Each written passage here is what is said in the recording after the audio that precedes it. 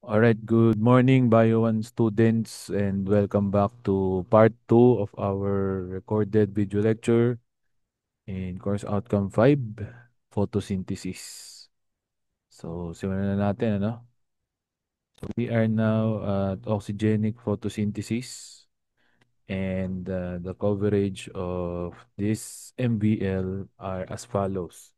We're going to define photosynthesis, the types of organisms that undergo photosynthesis, the structure and function of chloroplast, the two stages of photosynthesis, namely light-dependent reaction and the light-independent reaction, also known as Calvin-Benson cycle.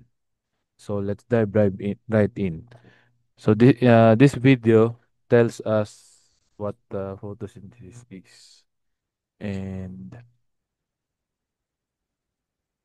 may mga nag-exam na mga bata. Oo.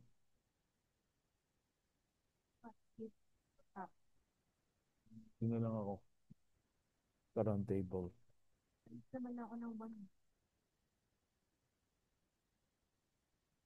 Malapit na.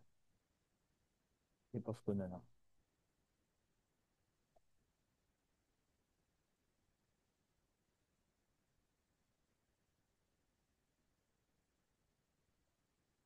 Alright, so let's get going.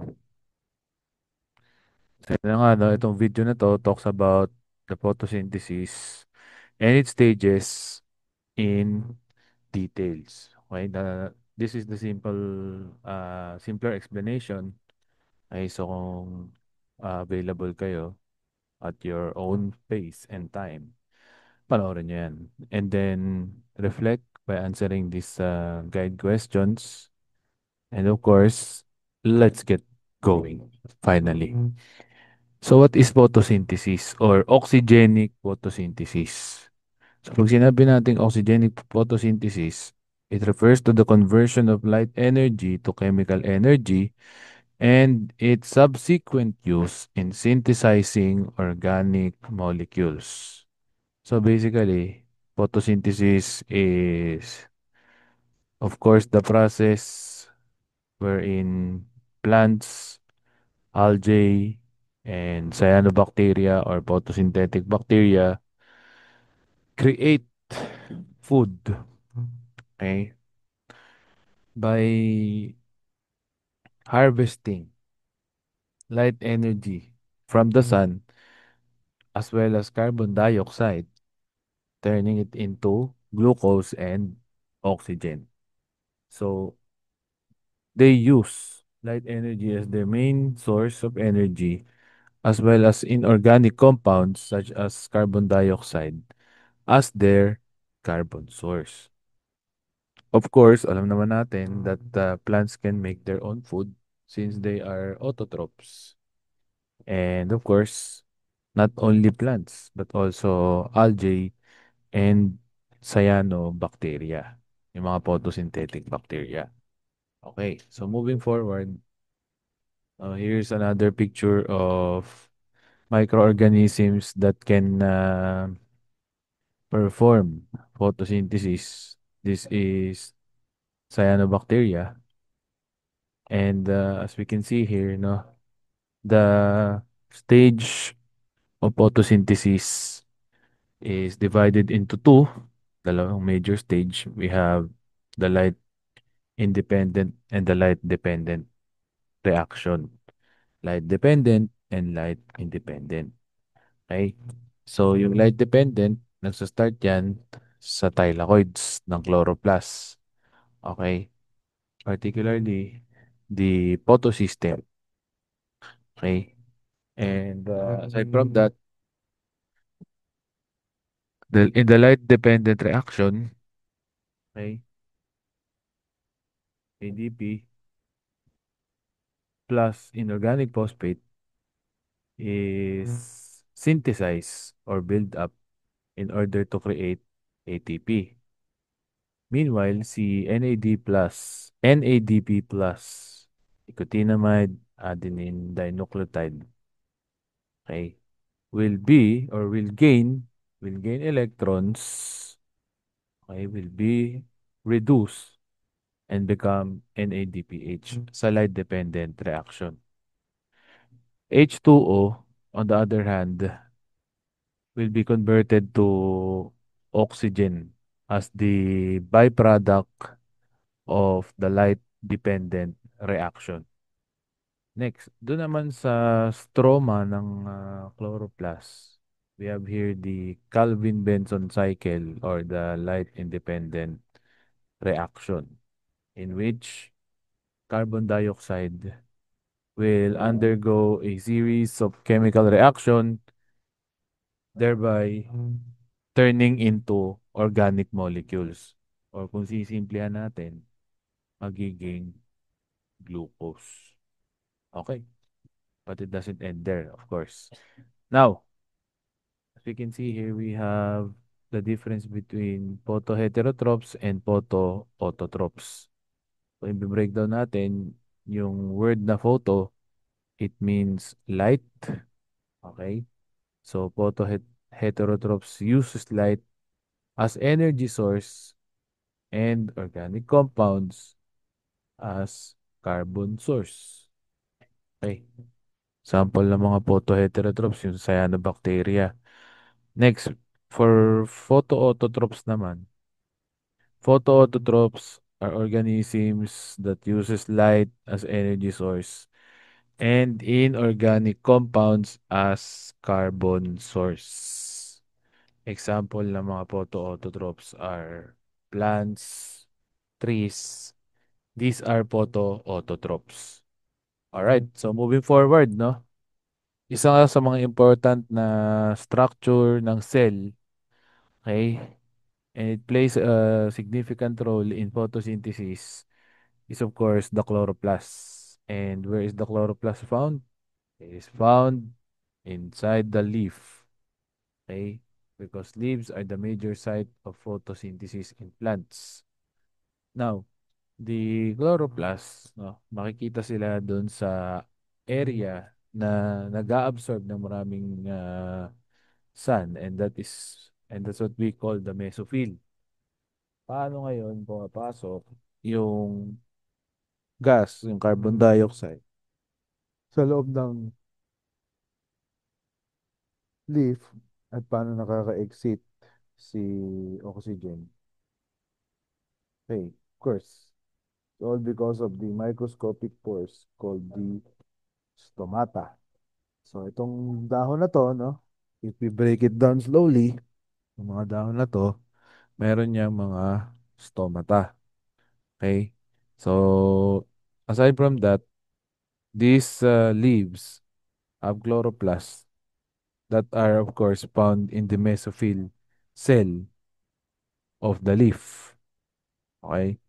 So sa stomata, papasok yung light energy, papasok yung carbon dioxide, lalabas yung oxygen doon, and at the same time, doon ginagawa yung mga kakainin ng halaman. Next, aside from that, no, we have of course the chloroplast. And again, the chloroplast is found inside the leaf of the plant. And the chloroplast serve as the site of photosynthesis in plants. It is composed of the following parts, namely the inner and outer membrane, the stroma, or the fluid-filled area of the chloroplast, the thylakoids, na mukha siyang stock ng pancakes or stock ng mga barya. This is where light energy is captured. And of course, the chlorophyll. Now, moving forward no, to the two stages of photosynthesis, we have here the light-dependent reactions and the Calvin cycle or the light-independent reaction. But the dark cycle or the dark reaction is a misnomer. Okay. So, bakit siya naging misnomer? Iniisip kasi ng iba, yung mga halaman daw, okay, nakakapag-photosynthesis sa dilim. Pero misnomer nga yun. Okay, huwag tayong papa-fake news. Alright, so let's move forward to the light-dependent reactions. So the light-dependent reactions occur in the thylakoids of the chloroplast. And in the light-dependent reaction, light energy is converted to chemical energy. And in that case, light energy turns into ATP and NADPH.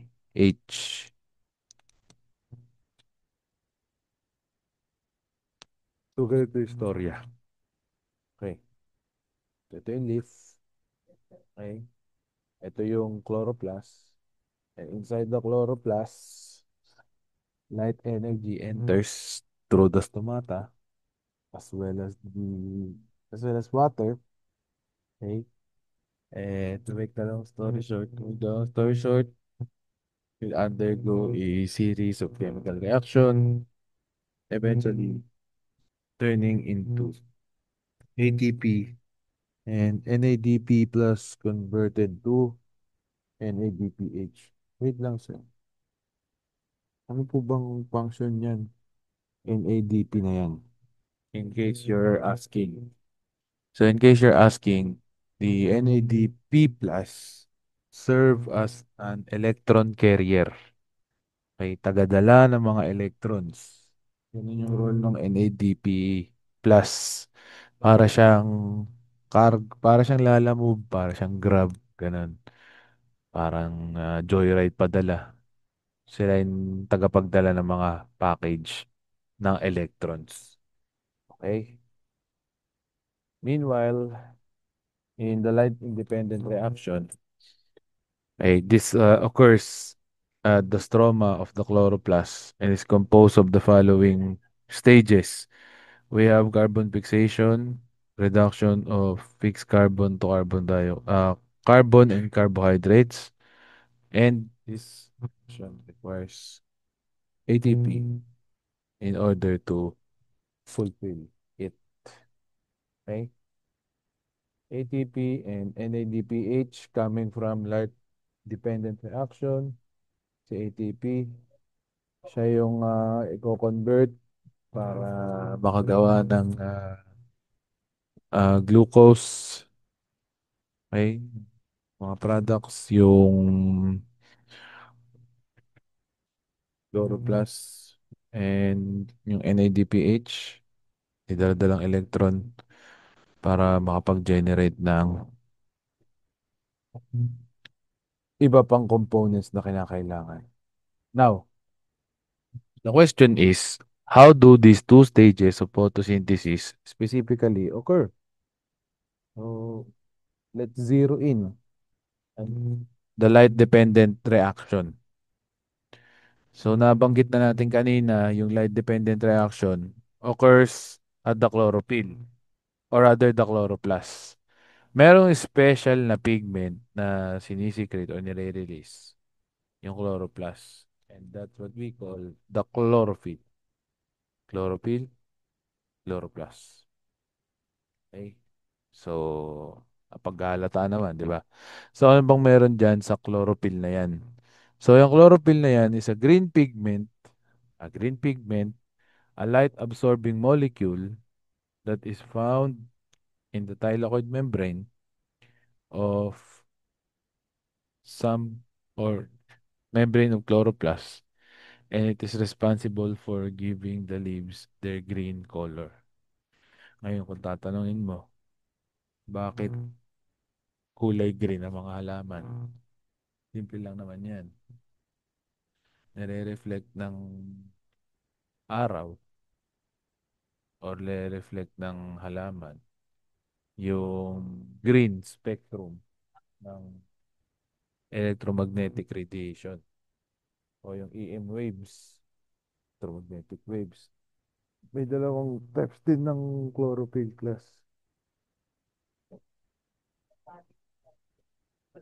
We have chlorophyll A or the main photosynthetic pigment, and we have chlorophyll B or the accessory pigment. Ngayon, ito na nga, no, sinabi ko kanina, bakit kulay green yung mga halaman. Sabi niya iba, ginawa ni Lord. Well, aside sa ginawa ni Lord, no, the science behind that is because The chlorophyll reflect and transmit the wavelength of the yellow and the green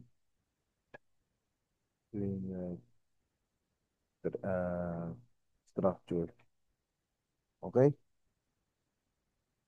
And ano pa sabi? Chlorophyll absorb red and violet blue wavelengths which provide the energy used in photosynthesis. So kaya meron tayong tinatawag na red chlorophyll.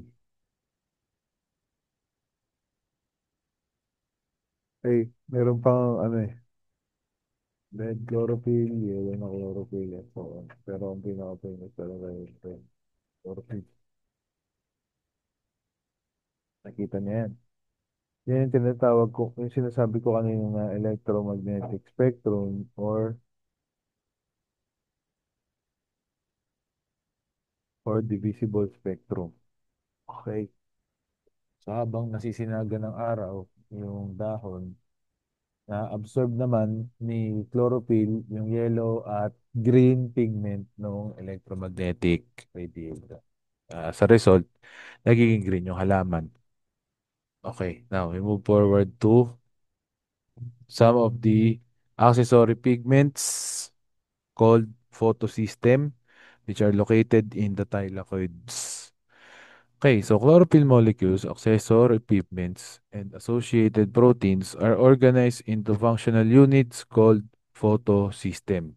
The photosystem are localized into the thylakoid membranes, and they are divided into photosystem 2 and photosystem 1. Okay? So, malalaman natin kung paano nagwo-work yan in detail.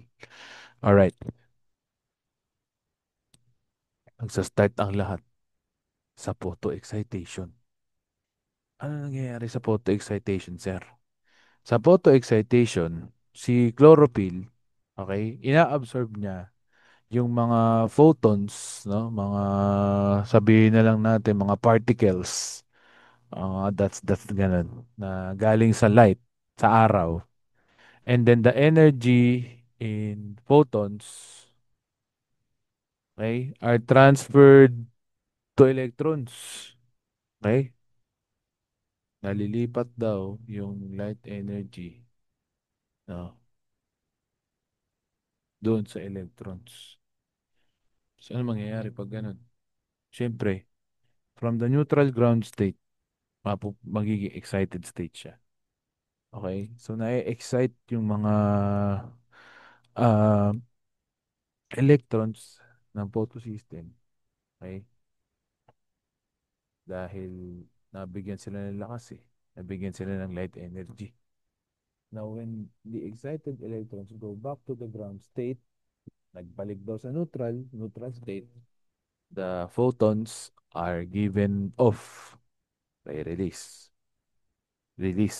as a form of heat pwede rin. And that is, of course, a phenomenon called the fluorescence. Okay, so now after photo excitation, let's move forward to the key events in photosystem 2. Okay, brace yourselves class ha. 8 stages ito. So simulan natin. We have the linear electron flow. Okay. Linear electron flow daw. Pag sinabi mong linear electron flow, padiretso, okay, dire-diretso siya, di siya kakaliwa, di siya kakanan, ganyan. So first, we have chlorophyll photo excitation. So ano nangyari dito?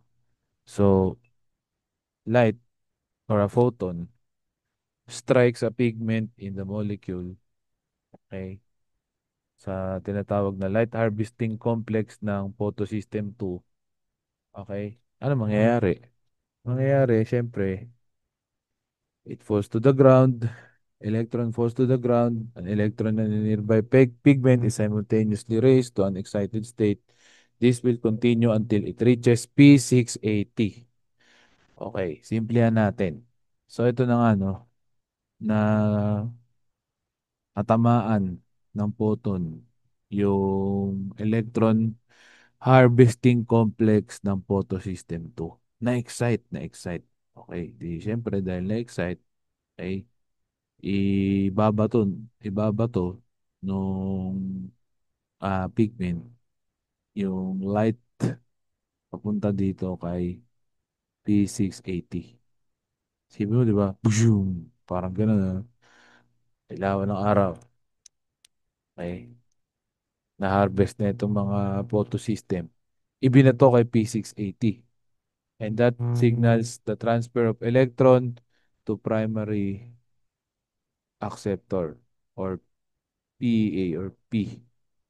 This electron is transferred from an excited P680, the primary electron acceptor, creating P680 plus. And this is an example of a redox reaction, reduction oxidation reaction. Okay? So from P680, naging P680 plus. Okay? Na-gain ng electrons. Okay? Nag-reduce ba? Third step, we have photolysis of water. Okay? Or the light-dependent splitting and oxidation of H2O or water molecules. So the photosystem 2 catalyzes or speeds up the splitting of H2O into two electrons, two hydrogen and one oxygen. Why? This is the reason.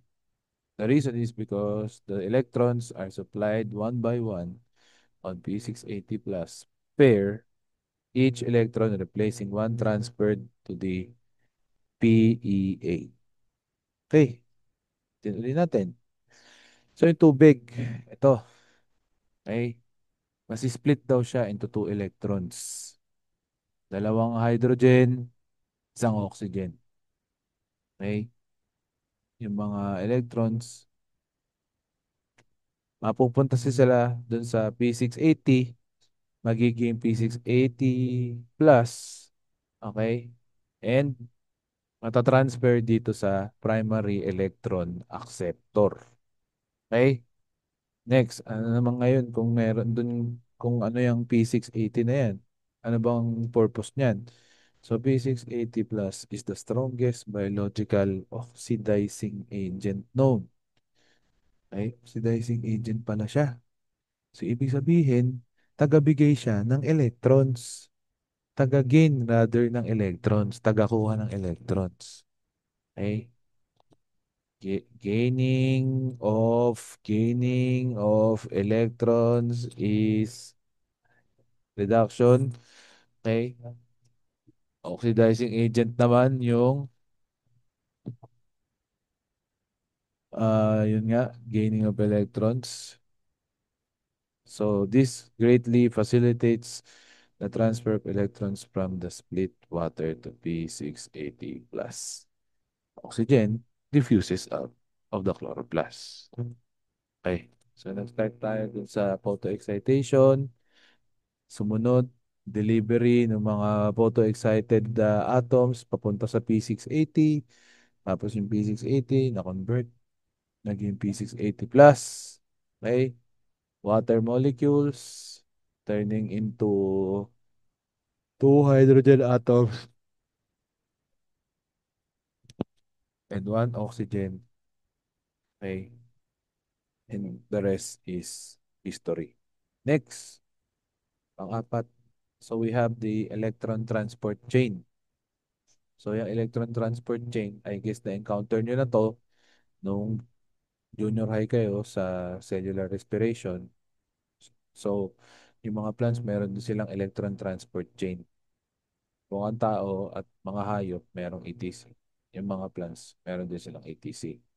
Now, the electron transport chain happens or unfolds like this. Each photoexcited electron are transferred from primary electron acceptor of photosystem 2 to photosystem 1 via the electron transport chain. The ATC is made up of electron carriers plus tokinon, cytochrome complex, and plastocyanin. Grabe, no? puro mga nin-nin complex, ganyan-ganyan. Well, hindi nyo naman na kailangan i-memorize yan isa-isa. Kinikwento lang natin. This is a redox reaction. So, ano nangyari? So, yung mga na-excite na electrons, in-excite ng ilaw, okay? Lilipat na daw sila dun sa tinatawag na electron transport chain. Okay? Meron daw tatlong carrier, tatlong tagadala ng electrons sa ETC ng mga halaman. Si plastoquinone or PQ na lang, si CC or si cytochrome complex, at si PC or si plastocyanin. Sila yung tagapagdala ng electrons. Okay? Sila doon dinala yung mga na-excite na electrons. At ano mangyayari? Siyempre, gagawa ng ATP. Ayan, gagawa daw ng ATP. Nasa panglimang stage na tayo. Or the exergonic nature of electron movement. Goes like this. The fall of electrons to a lower energy level provides metabolic energy for ATP synthesis in the ATP synthase. So ATP synthase, tagagawa yan ng mga ATP.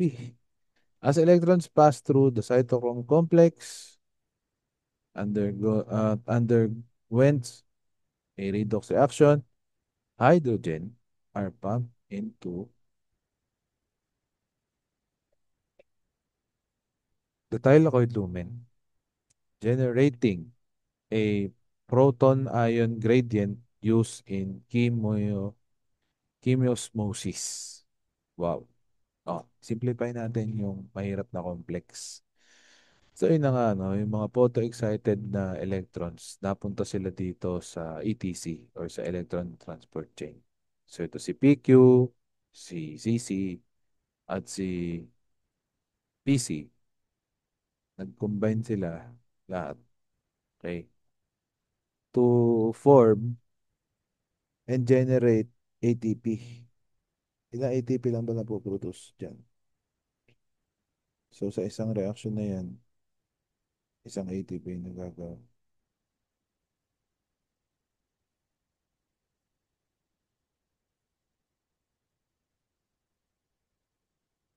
Index. Okay. Ito yung nangyayari, no? Sana ma-appreciate natin. Sipin na lang ulit ganito. Parang communication center, no? Pasahan ng mga message, pasahan ng mga tawag. Okay? So, nagsimula dito, si Light nakapasok sa thylakoids, in-excite yung mga electrons. Okay? Hanggang sa pinasa ng mga photo-excited structures, yung electrons kay P680, si tubig, na-convert, na-convert into two electrons, oxygen, na-release. Napunta sila sa primary acceptor. Sa primary acceptor, binato yung mga photo-excited structures into the electron transport chain. So, electron transport chain ng mga halaman. May tatlong divisions yan. Plastoquinone, pyroquinone, and of course, the cytochrome complex in order to generate ATP. Ang anim na tao. The photo excitation of PSI or the photo system 1. Kanina photo system 2, di ba?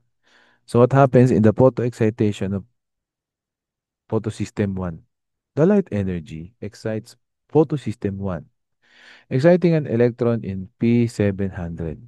The photo-excited electron is passed to the PSI's primary electron acceptor, creating P700 plus P700 plus an electron acceptor which accepts an electron that reaches the bottom of the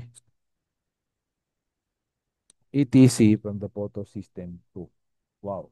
Ibig sabihin yan. Ganito lang naman yan. So, in-excite daw ng light energy si photosystem 1. Na-trigger ng electrons niya. Okay? And yung na-excite na electrons, naipasa siya from photosystem 1's primary electron accessor. And of course, accept that electron that reaches the bottom of the electron transport chain. And of course, from the photosystem 2. Okay, last two. Second electron transport chain.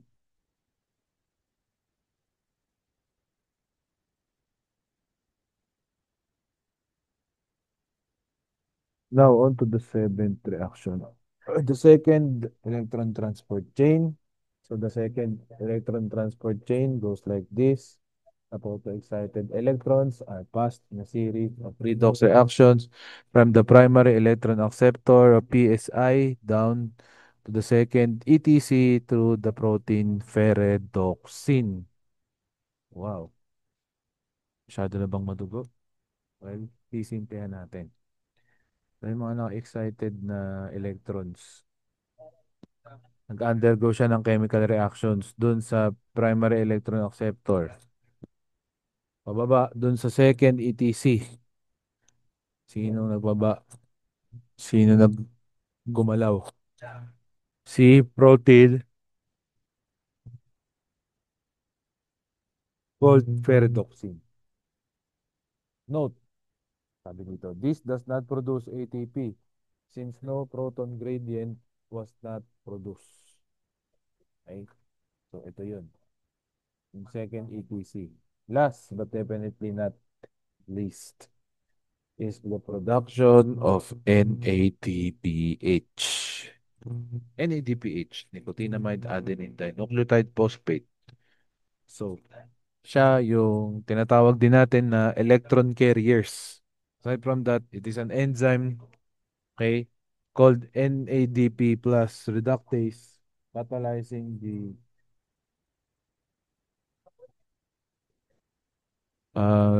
transfer of two electrons from FD and the H from the stroma to NADP plus, forming NADPH. NADPH at a higher energy than water, its electrons are more readily available for the Calvin cycle. Again, simplihan natin, no? Si NADP plus, siya yung taga-pick up, taga-carry ng electrons. Dito sa reaction na to, mare-reduce siya, okay? Magigain siya ng electrons, magigain siya ng hydrogen atom. So, NADP plus, magiging NADPH. Mas mataas daw yung energy ng NADPH kaysa sa tubig and its electrons are really available here. Next. Ayun. So in summary, this is how the light-dependent reaction pans out. Okay? Putting it all together. Photons from the light excites the electrons. The excited or the photo-excited electrons are then uh,